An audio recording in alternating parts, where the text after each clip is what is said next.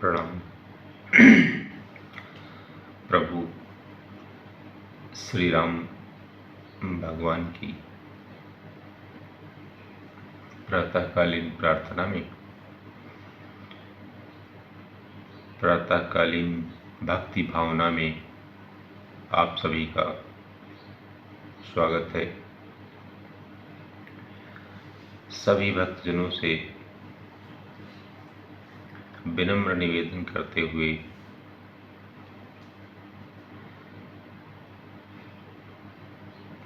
आज से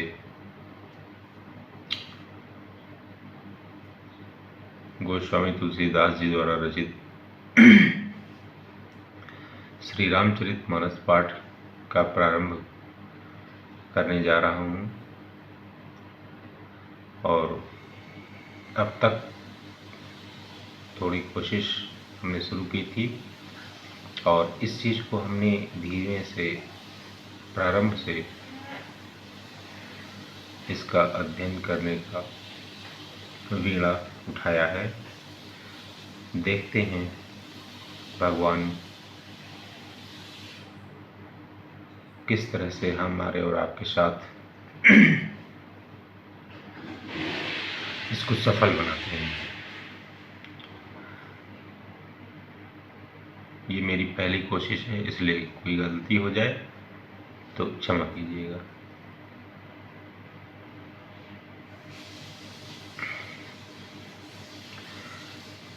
भक्तों, श्री रामचरितमानस का पाठ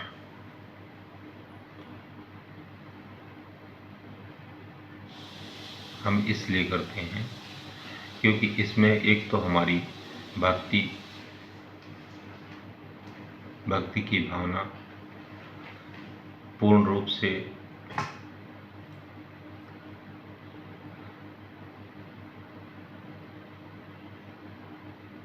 रसास्वादन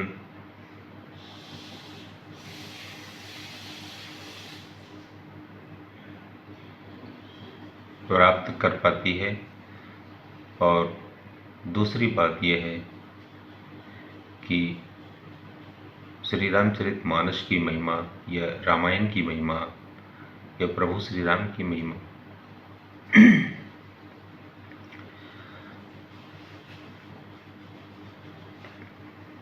चारों युगों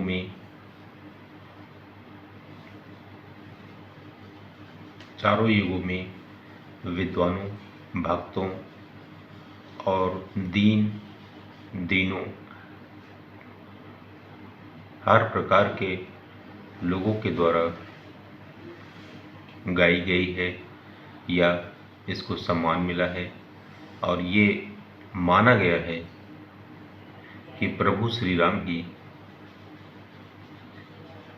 राम ही अखंड ब्रह्मांड के, अखिल ब्रह्मांड के, हम सब के, चराचर जगत के पालनहार हैं। और इस सृष्टि का आदि और अंत और अंत का भी अंत और आदि का भी आदि हैं। इसलिए मैं अपने तुच्छ ज्ञान से उनकी कोई अथाह सागर रूपी क्षमता का एक बूंद भी नहीं पा सकता। इसलिए कहने को मैं चाहे जितनी देर कुछ भी कह सकता हूँ, आप भी कह सकते हैं प्रभु के बारे में, किंतु वो अथाह सागर हैं और उनको पार पाने के लिए हमें प्रभु की भक्ति करनी पड़ेगी। और भक्ति से उत्पन्न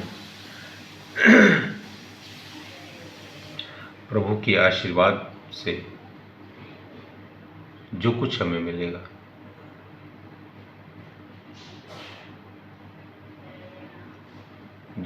मिलेगा वही हमारे लिए परम पद के समान होगा।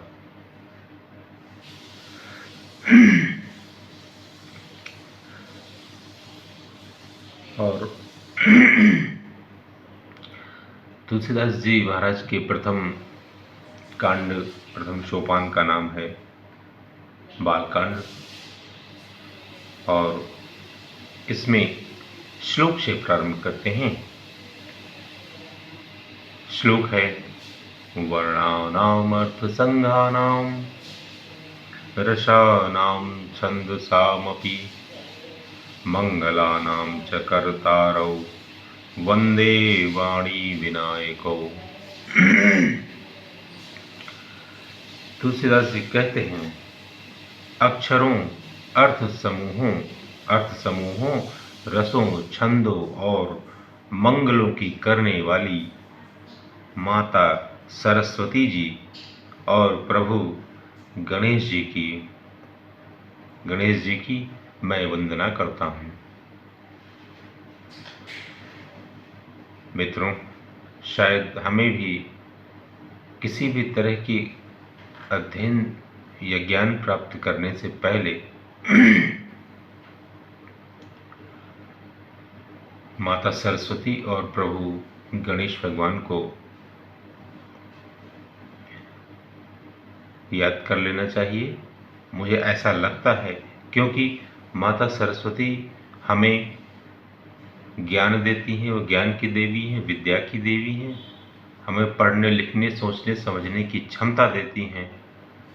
और मुझे जो ऐसा लगता है, ये माता जी का आशीर्वाद होगा, और इसके बाद जो प्रभु गणेश भगवान हैं, सिद्धि विनायक जी हैं, इनका आशीर्वाद, ये चूंकि ये लोक के ईश्वर हैं, लोक प्रभु हैं,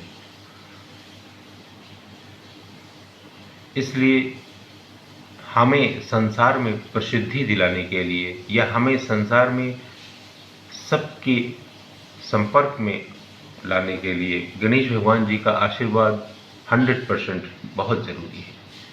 बिना प्रभु के आशीर्वाद, गणेश भगवान के आशीर्वाद के हम दुनिया में कहीं भी अपनी पहचान नहीं बना सकते। और हिंदू धर्म में, सनातन धर्म में और हमारी संस्कृति में हमारे प्रभु के चरणों में ऐसा ज्ञान भरा हुआ है जिसको पाने के बाद दुनिया में किसी और ज्ञान में जाने की जरूरत नहीं है। हमारे सनातन धर्म में ही ऐसी ऐसी बातें कही गई हैं, और सब बातें सत्य हैं। प्रारंभ हम किसी भी पढ़ाई लिखाई, सोचने समझने, कुछ भी करने का, अच्छे काम, शुभ का प्रारंभ हम हमेशा गणेश भगवान और माता लक्ष्मी की फोटो रखकर, जिस तरह से हम दीपावली में करते हैं, उसी तरह से सर्वकालीन प्रारंभ जो हमारा होगा, कुछ भी काम का प्रारंभ करने से पहले माता सरस्वती और गणेश भगवान की वंदना करनी चाहिए। ऐसा तुलसीदास जी अपने रामचरितमानस में प्रारंभ करने से पहले कहते हैं, और हम उस चीज़ को पढ़ भी रहे हैं, लेकिन हमें इस चीज़ को अपने जीवन में उतारना चाहिए। और किसी भी काम को प्रारंभ करने से पहले जो शुभ है और जो ईश्वर को बुरा नहीं लगता है, उसको प्रारंभ करने से पहले हमें माता सरस्वती और गणेश जी की वंदना करनी चाहिए। और ऐसा प्रभु तुलसीदास जी ने किया है, क्यों किया है? क्योंकि अक्षरों, अर्थ समूहों, रसों, छंदों की, मंगलों की, ये इन सब की मंगल करने वाली है, यानी इनको हमारे साध्य, हमारे साधन बनाने वाली है। मतलब जो साध्य हमारे आराध्य प्रभु श्री राम हैं, उनको साधने के लिए जो माता सरस्वती और गणेश भगवान जो साधन हमें देते हैं, वो अक्षर, अर्थ समूह, रसों, छंदों और हर प्रकार के मंगलों को लेकर चलने के वाले हैं।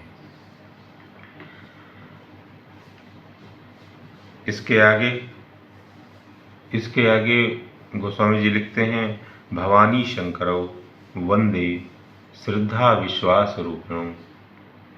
याभ्यां विना न पश्यन्ति सिद्धाः स्वान्तः स्थमीश्वरम्। इसके आगे लिखते हैं कि श्रद्धा और विश्वास के स्वरूप श्री पार्वती जी और श्री शंकर जी की मैं वंदना करता हूँ। इसके बाद माता सरस्वती और गणेश जी की वंदना करने के बाद माता पार्वती और प्रभु शंकर भगवान की वंदना करते हैं। क्यों?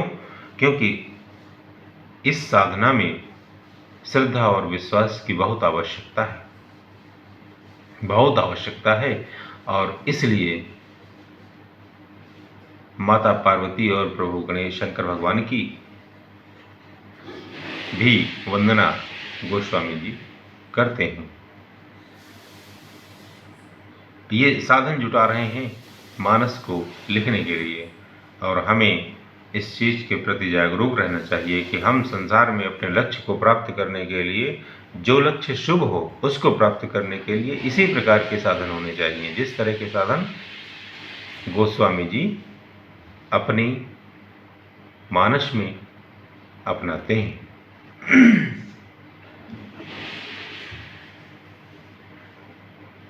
कहते हैं कि श्रद्धा और विश्वास के स्वरूप श्री पार्वती जी और श्री शंकर जी की वंदना करता हूँ, जिनके बिना सिद्धजन अपने अंतःकरण में स्थित ईश्वर को नहीं देख सकते।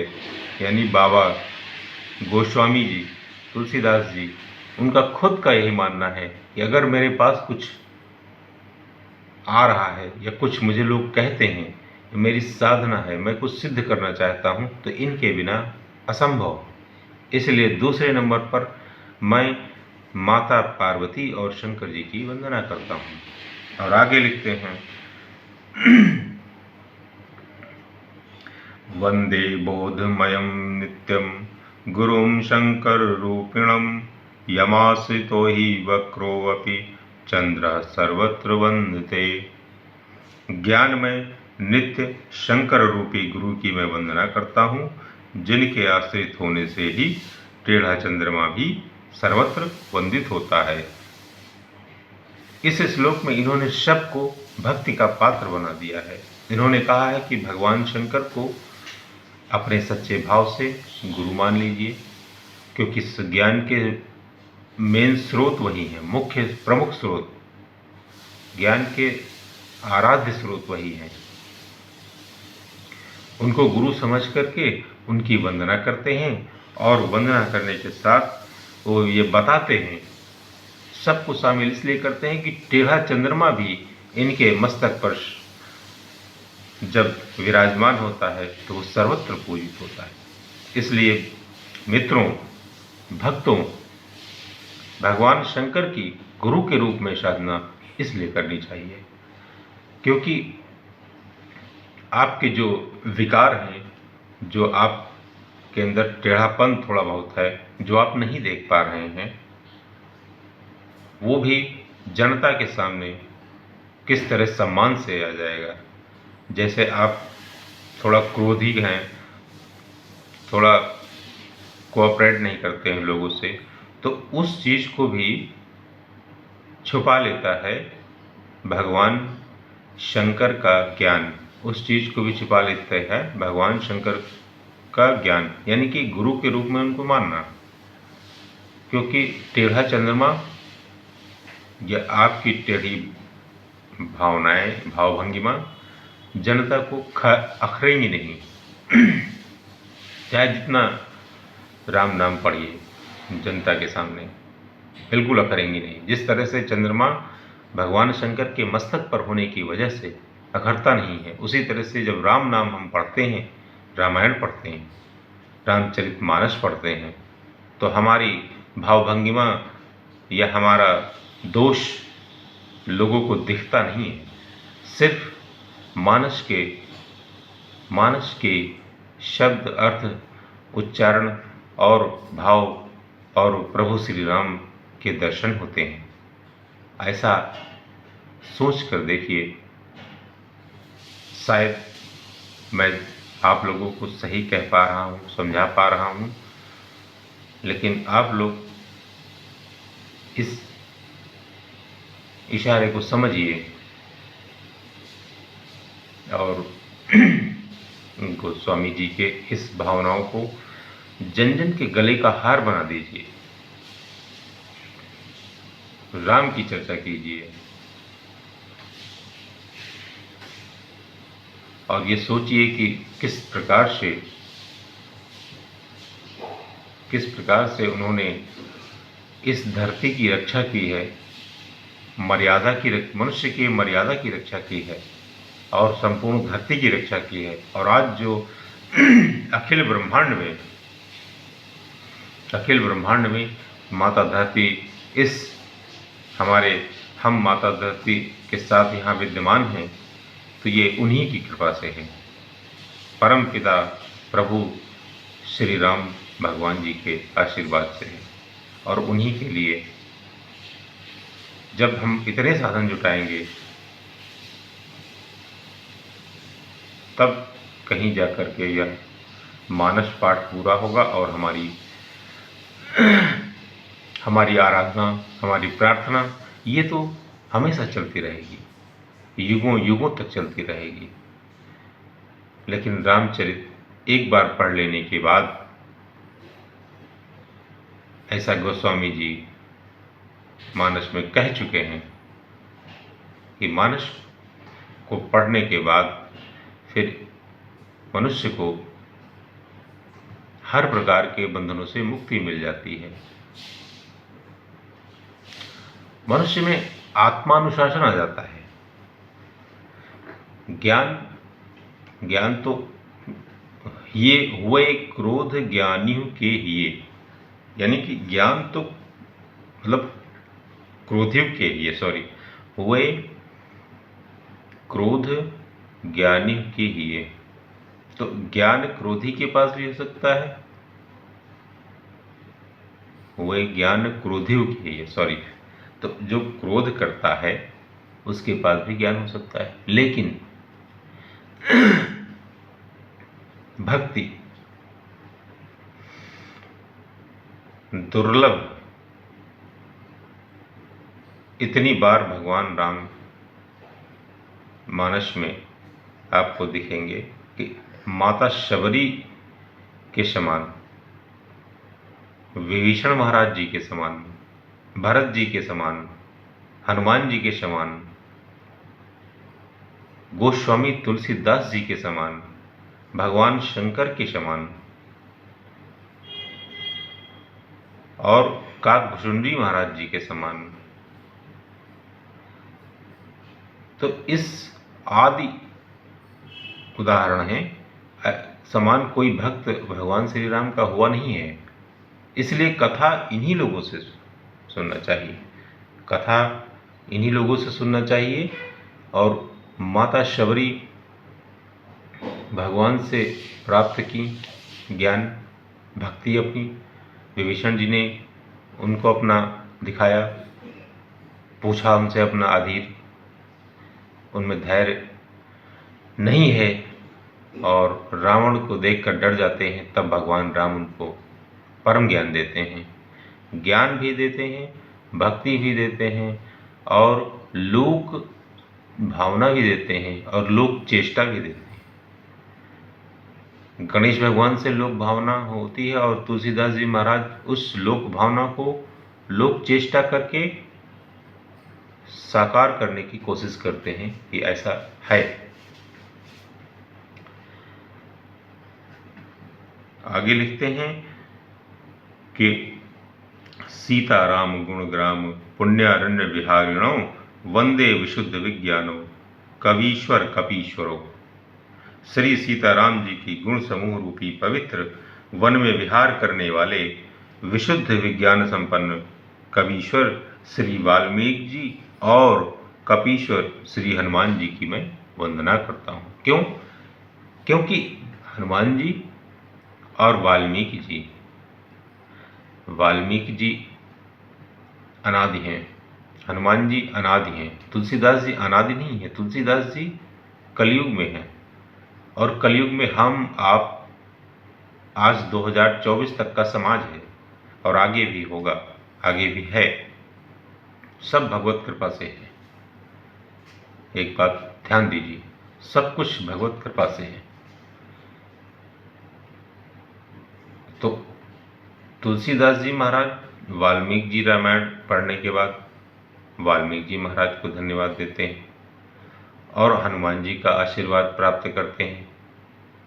यहाँ तक कि ऐसा माना जाता है कि हनुमान जी ने उनको दर्शन भी दिए हैं। और हनुमान जी की ही कृपा से, गणेश भगवान की कृपा से, माता सरस्वती की कृपा से, भगवान शंकर की कृपा से, माता पार्वती की कृपा से और स्वयं चित्रकूट में भगवान श्री राम के मस्तक पर तिलक लगाने के बाद तब मानस कथा के पक्ष में आए हैं, आप आए हैं गोस्वामी जी। तो इन सब बातों को प्रमाणित मानते हुए कथा को आगे प्रारंभ करते हैं और ये भगवान की भक्ति को किस प्रकार से गोस्वामी जी ने अपने हिंदी साहित्य में उतारने का प्रयास किया है। हिंदी भाषियों के लिए ये बड़े सौभाग्य की बात है। प्रभु वाल्मीकि जी ने इसे संस्कृत भाषा में लिखा था और इसे उस समय, उनके समय में संस्कृत भाषा का प्रचलन ज़्यादा था। अब इसके बाद रामचरितमानस का कई भाषाओं में अनुवाद हो चुका है, कई भाषाओं में अनुवाद हो चुका है और हमारे आराध्य प्रभु की महिमा इस संपूर्ण धरती पर हर जगह विराजमान है, ऐसा हम जानते हैं। और हर भाषा में लगभग कहीं न कहीं इनकी महिमा चलती होगी। मतलब पूरी धरती की बात कर रहा हूँ, हमारे भारत में तो है हर जगह, और दुनिया में, भारत ही नहीं पूरी दुनिया में मानस को, तुलसीदास कृत रामायण को या रामचरित को किस प्रकार से लोग पढ़ते समझते हैं, इसकी भी महिमा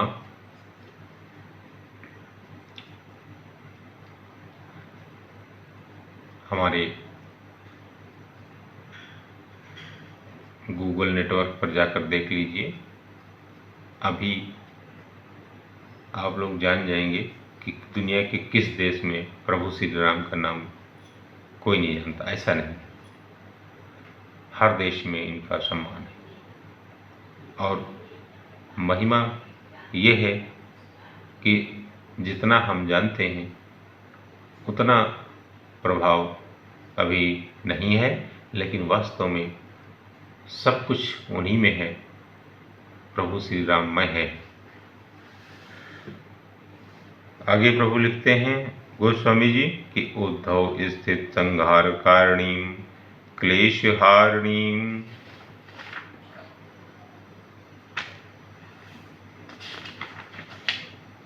सर्वश्रेयस्करीं सीतां नतोऽहं राम वल्लभाम। उत्पत्ति स्थित पालन, यानी उत्पत्ति और पालन और संहार करने वाली, क्लेशों की हरने वाली तथा संपूर्ण कल्याणों की करने वाली श्री रामचंद्र जी की प्रियतमा श्री सीता जी को मैं नमस्कार करता हूँ। माता सीता जी को हम सभी सादर प्रणाम करते हैं गोस्वामी जी के साथ, और ये उम्मीद है कि माता सीता को हम माता सीता नहीं, आदि शक्ति के रूप में, सर्वव्यापक शक्ति के रूप में देखते हैं। यन्माया वशवर्ति विश्वमखिलं ब्रह्मादि देवासुरा यत्सत्त्वादमृषैव भाति सकलं रज्जौ यथा हेर्भ्रमा यत्पादप्लवमेकमेव हि भवाम्बोधेऽस्ति तीर्षावतां वन्देऽहं तमशेषकारणं परं रामाख्यमीशं हरिम्। जिनकी माया के वशीभूत संपूर्ण विश्व, ब्रह्मादि देवता और असुर हैं, जिनकी सत्ता से रस्सी में सर्प के भ्रम की भांति यह सारा दृश्य जगत सत्य ही प्रतीत होता है, और जिनके केवल चरण ही भवसागर से तरने की इच्छा वालों के लिए एकमात्र नौका है। उन समस्त कारणों से पर सब कारणों के कारण और सबसे श्रेष्ठ भगवान राम कहलाने वाले भगवान हरि की मैं वंदना करता हूँ। ये श्री हरि विष्णु हैं, साक्षात प्रभु के अवतार स्वरूप राम बने हैं। रामावतार में 10 अवतार हैं इनके, और श्री हरि विष्णु ही ऐसे भगवान हैं जो लोक का अवतार लेते हैं, और हम उनकी प्रार्थना और पूजा करते हैं और उनकी प्रशस्ति में अपने आप को समर्पित रखते हैं। नाना पुराण निगमागम सम्मतम यद रामायणे निगदितम क्वचिदन्योतो अपि स्वांता सुखाय तुलसी रघुनाथ गाथा भाषा निबंधमति मंजुल मात नियुक्ति। कहते हैं अनेक पुराण, वेद और तंत्र शास्त्र से सम्मत तथा जो रामायण में वर्णित है और कुछ अन्यत्र से भी उपलब्ध श्री रघुनाथ जी की कथा को तुलसीदास अपने अंतःकरण के सुख के लिए अत्यंत मनोहर भाषा रचना में विस्तृत करता है।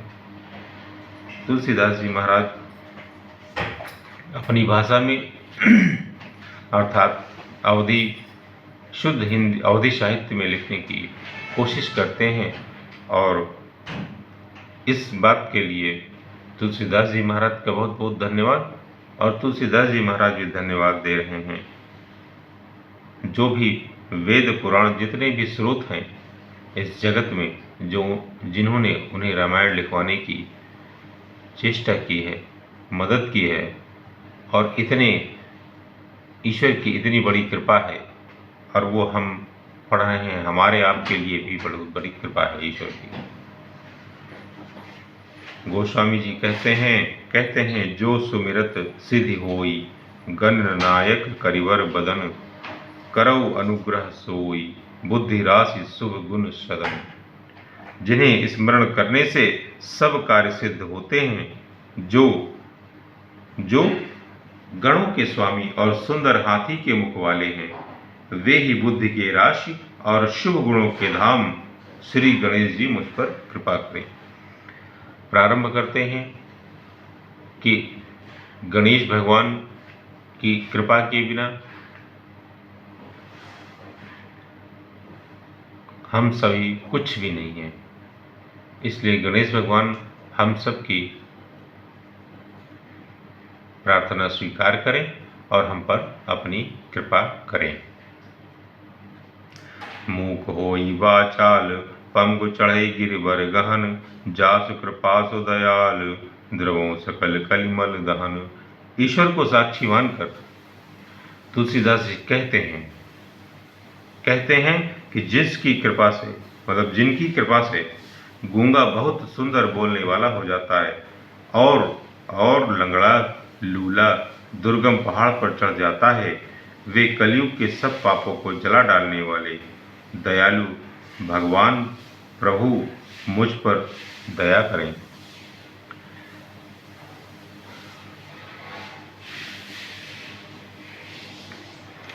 नील सरोरु श्याम तरुण अरुण बारिज नयन करौ सुमम उर्धाम सदा क्षीर सागर शयन। जो नील कमल के समान श्याम वर्ण हैं, पूर्ण खिले हुए लाल कमल के समान जिनके नेत्र हैं, और जो सदा क्षीर सागर में शयन करते हैं, वे भगवान नारायण मेरे हृदय में निवास करें। कुंद इंदु समदेह उमा रमन करुणा अयन जाहि दीन पर नेह करऊं कृपा मर्दन मयन। जिनका कुंद के पुष्प और चंद्रमा के समान गौर शरीर है, जो पार्वती जी के प्रियतम और दया के धाम हैं, और जिनका दीनों पर स्नेह है, वे कामदेव का मर्दन करने वाले भगवान शंकर मुझ पर दया करें। बंदो गुरुपद कंज कृपा सिंधु नर रूप हरि महामोह तम पुंज जासु बचन रवि कर निकर। मैं उन गुरु महाराज के चरण कमल की वंदना करता हूँ, जो कृपा के समुद्र और नर रूप में श्री हरि ही हैं, और जिनके वचन महामोह रूपी घने अंधकार के नाश करने के लिए सूर्य किरणों के समूह हैं।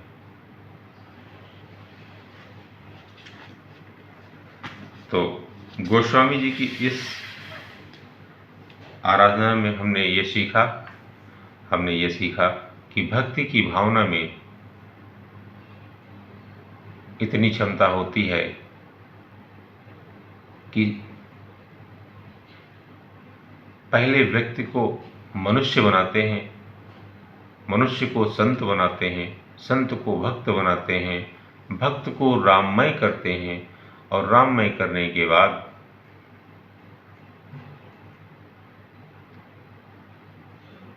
रामायण या रामचरितमानस लिखवाते हैं। और ये सारी कृपा भगवान श्री हरि विष्णु अपनी लीला में शामिल कर लेते हैं और भक्त को इसका भान तक नहीं होने देते हैं। तुलसीदास जी महाराज ये नहीं कह सकते हैं कि ऐसा कैसे हो गया, क्योंकि ये सब भगवान की उन पर विशेष कृपा हुई, ऐसा मेरा मानना है। क्योंकि भगवान की सर्वकालीन प्रार्थना के लिए, भगवान की सर्वकालीन भक्ति के लिए सभी भक्तजनों को, सभी पृथ्वी के निवासियों को भगवान राम की रामचरितमानस लीला अवश्य पढ़नी चाहिए। और जिस प्रकार से भारतवर्ष में रामायण के विभिन्न स्वरूप लिखे गए हैं, पढ़े और लिखे जाते हैं और अपने अपने हिसाब से उसमें ज्ञान को शामिल किया जाता है, फिर भी भक्ति ही की जाती है। ज्ञान को शामिल करते हुए भी भक्ति ही की गई है। लेकिन ये जो भक्ति की गई है ये ज्ञान में है। ये जो भक्ति की गई है मानस में, प्रभु श्री राम की जो भक्ति की गई ये ज्ञान में है। और ज्ञान को शामिल करके भक्ति की गई है, यानी कि दोनों ज्ञान और भक्ति से भी ऊपर है क्या? भगवान की कृपा। भगवान की कृपा से हमें ज्ञान, भक्ति और ईश्वर की प्राप्ति और मोक्ष की प्राप्ति होती है और ईश्वर का साक्षात्कार होता है। और ये बात सिर्फ और सिर्फ ईश्वर की लीला में शामिल है। और ईश्वर की लीला में ईश्वर की माया भी शामिल है। तो जहाँ जहाँ माया का स्थान है वहाँ माया रहती है, और जहाँ ईश्वर की लीला उस माया में शामिल होकर, संपूर्ण माया में ईश्वर की लीला शामिल होकर भक्ति को, ज्ञान को, वैराग्य को, बुद्धि को उत्पन्न करके फिर से प्रार्थना स्वरूप ईश्वर भक्ति करवाती है। और हम कोई न कोई संत जन उस सौभाग्य को प्राप्त करता है। तो आज की रामचरितमानस की कथा इतनी ही। धन्यवाद, फिर मिलते हैं। प्रणाम।